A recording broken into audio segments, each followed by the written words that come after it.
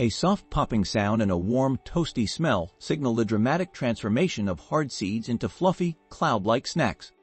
This is the almost magical process of making popcorn. But how did this whimsical treat come to be? All the corn we eat today comes from a wild grass called teosinte, which indigenous people in what's now southern Mexico began selectively breeding about 9,000 years ago.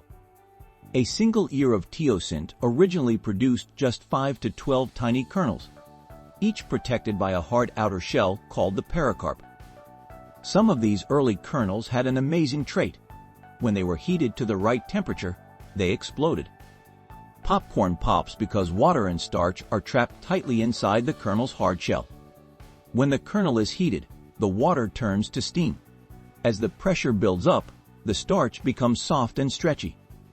Eventually, the pressure breaks through the shell, and the starch and steam burst out, forming a foamy puff that quickly cools and hardens in the air. This little explosion also releases the delicious compounds that give popcorn its signature smell. Over time, indigenous people developed other types of corn with larger, tastier kernels and thinner shells. But the poppable kind stuck around and spread across the Americas. By the time European colonizers arrived in the late 1400s, indigenous people were using corn in many different ways. Popcorn wasn't a staple food, but it did show up in some celebrations and rituals, something early European writings mention as toasted or parched corn. Though the colonizers were hesitant at first, they eventually started growing and popping corn too.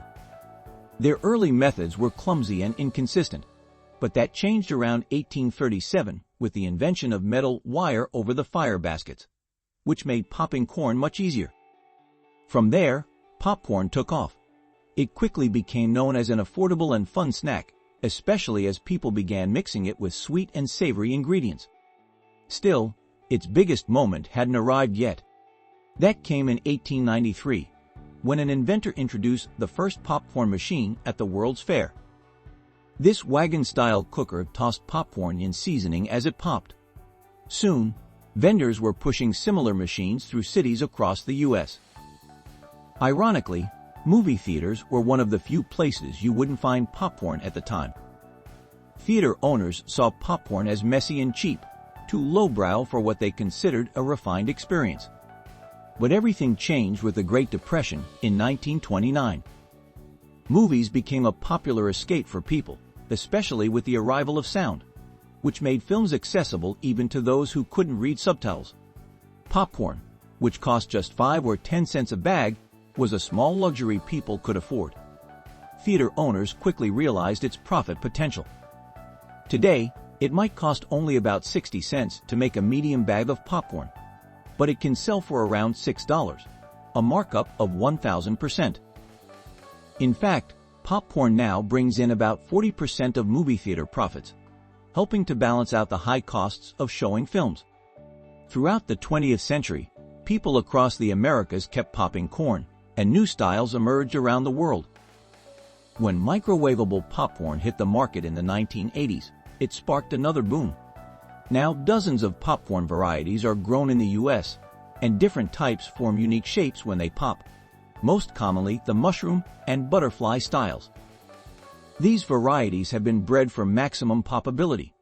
In fact, modern popcorn can expand up to 50 times its original size, double what it could a century ago. Not to be corny, but popcorn has truly come a long way. Thanks for watching this video. If you liked it and want to continue learning more about topics like this, subscribe to the channel and activate the bell so you don't miss the next videos.